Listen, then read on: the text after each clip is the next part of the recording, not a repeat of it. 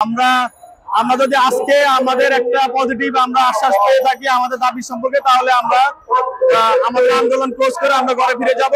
যদি আমাদের এই পজিটিভ কিছু না আসে, আমরা হচ্ছে আমাদের এই যৌক্তিক আন্দোলন আমরা চালিয়ে যাব। দেশের জনগণের স্বাস্থ্যসেবা নিশ্চিতকরণে আমরা আমাদের এই আন্দোলন চালিয়ে যাব।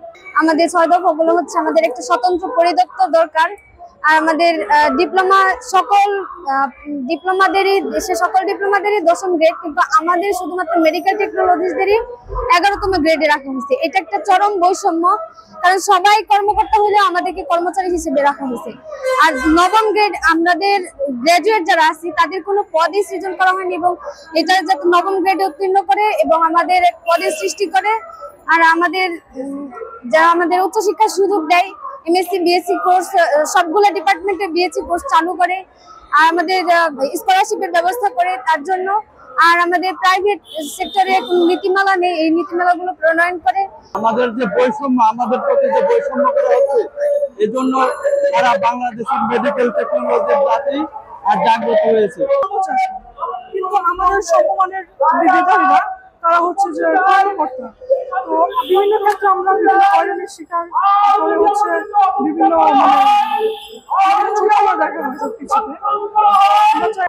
অ্যাকচুয়ালি আপনারা অবগত আছেন যে আমরা দীর্ঘ 1.5 মাসের অধিক রাজপথে আন্দোলন সংগ্রাম চালিয়ে যাচ্ছি। যে 6 দফা যে আমাদের যৌক্তিক দাবি, যে অধিকার নিয়ে আমরা রাজপথে শিক্ষার্থীরা নেমেছে, এটা আমাদের যৌক্তিক দাবি। এই দাবি আসলে বাস্তবায়ন না হওয়া পর্যন্ত আমাদের এই কর্মসূচি চলবে এবং দাবি না আমরা রাজপথে থাকবো। সমস্ত ডিপ্লোমা, বাংলাদেশের যত ডিপ্লোমা আছে সব 10ম গ্রেড, কিন্তু শুধুমাত্র মেডিকেল টেকনোলজিটা 11তম গ্রেড। এবং আমাদের যারা উচ্চশিক্ষিত আছে এইচএসসি প্লাস বিএসসি, তাদের তো সরকারি চাকরিতে কোনো সুযোগ নেই। Medical technology lab radiology graduation চালু আছে। এখন পর্যন্ত সরকার একজন উচ্চশিক্ষিত মেডিকেল টেকনোলজিস্টদের বাংলাদেশের স্বাস্থ্যসেবায় মানুষের রোগ নির্ণয়ের কাজে লাগানো হয় নাই।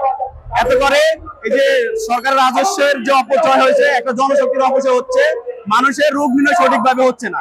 তো যদি গ্রাজুয়েটদের যদি রোগ নির্ণয় কাজে লাগানো হয়, তাহলে আমাদের রোগ নির্ণয়ের যে কোয়ালিটি সেটা ইমপ্রুভ হবে। এবং আমরা মনে করি যে গ্রাজুয়েটদেরকে আমাদের ইভেন আমাদের এমএসসি পিএইচডি করা গ্রাজুয়েট মেডিকেল টেকনোলজিস্ট রয়েছে, এদেরকে বাংলাদেশের মানুষের রোগ নির্ণয় কাজে লাগাতে হবে। আমাদের একটা দাবি।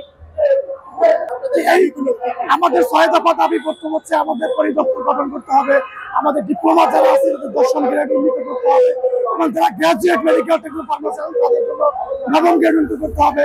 এবং আমাদের যে Dhaka IST, mother of excellency Dhaka IST, ওইটাকে বিশ্ববিদ্যালয়ে রূপান্তর করে সারা বাংলাদেশের যত আইএসটি আছে সরকারি, ওগুলোকে কলেজে রূপান্তর করতে হবে। এবং আমাদের যারা শিক্ষার্থীরা আছে ফিল্ড ট্রেনিং, তাদের ভাতা নেই, তাদের ফিল্ড ট্রেনিং এর ইন্টার্নশিপ ভাতা চালু করতে হবে। এবং আমাদের আইএসটি গুলোতে শিক্ষকদের যে সংকট, টিচারদের স্টুডেন্টদের ক্লাস হচ্ছে না, আমরা শিক্ষক ঘাটতি পূরণের জন্য শিক্ষক নিয়োগ করতে হবে।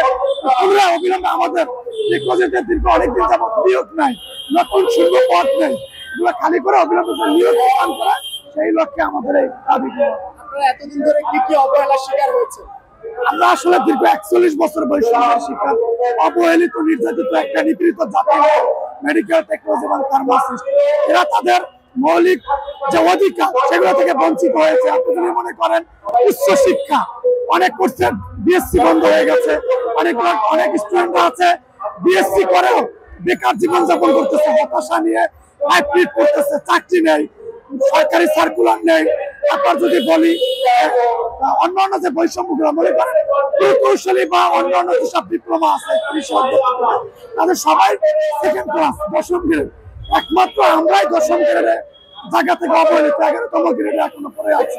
যে জায়গা থেকে জাতি কর্মকর্তা পরিচয় দিতে পারতেছে না, কর্মচারী নিয়ে তাদের লাইফ লিড করতেছে। আরেকটা জিনিস জানবেন যে আমাদের যারা টেকনোলজি বাইরে আছে, সরকারি চাকরি করতেছে, তারা জয়েনিং এর সময় যেই পদে জয়েন করে রিটার্নের সময় তারা ওই পদ নিয়ে রিটার্ন অব্যাহতি নেয়, মানে কোনো পদায়নের সুযোগ নেই। এটা হচ্ছে বড় বৈষম্য। সরকারের পক্ষ থেকে কোনো ধরনের কোনো বার্তা পেয়েছেন? সরকারের পক্ষ থেকে আসলে আমরা ডিজি মহোদয় আমাদেরকে সেদিন আমরা স্বাস্থ্য অধিদপ্তরের সামনে মহাখালীতে ঘেরাও কর্মসূচি করেছি। সেখানে ডিজি মহোদয় আমাদেরকে বলেছেন আজকে স্বাস্থ্য মহোদয়ের সাথে, তাদের স্বাস্থ্য উপদেষ্টা মহোদয়ের সাথে কথা বলার কথা, এখানে পেশাজীবী শিক্ষকরা থাকবেন, ছাত্র প্রতিনিধিরা থাকবেন। আর সেখান থেকে আমাদেরকে একটা ভালো আপডেট দেবেন, একটা আশা করি এবং প্রত্যাশা করি। তারা তো দীর্ঘদিন আশ্বস্ত করে আসছে, কিন্তু বাস্তবায়ন তো হয় না। আমরা আসলে এখন আর আশ্বাসে বিশ্বাসে না, আমরা চাই প্রজ্ঞাপনের মাধ্যমে, লিখিত প্রজ্ঞাপনের মাধ্যমে বাস্তবায়ন হলেই আমরা রাজপথে থেকে ক্লাসে ফিরে যাব। শিক্ষার্থীরা এটাই ডিসিশন নিয়েছে, তারা পরীক্ষা বর্জন করেছে। এই জাতি তাদের অধিকার দাবি বাস্তবায়ন না পাওয়া পর্যন্ত রাজপথে। আমি মোহাম্মদ আশিক জামাল, আহ্বায়ক বৈষম্য বিরোধী মেডিকেল টেকনোলজি এবং ফার্মেসি ছাত্র সংগ্রাম পরিষদ, ঢাকা IST।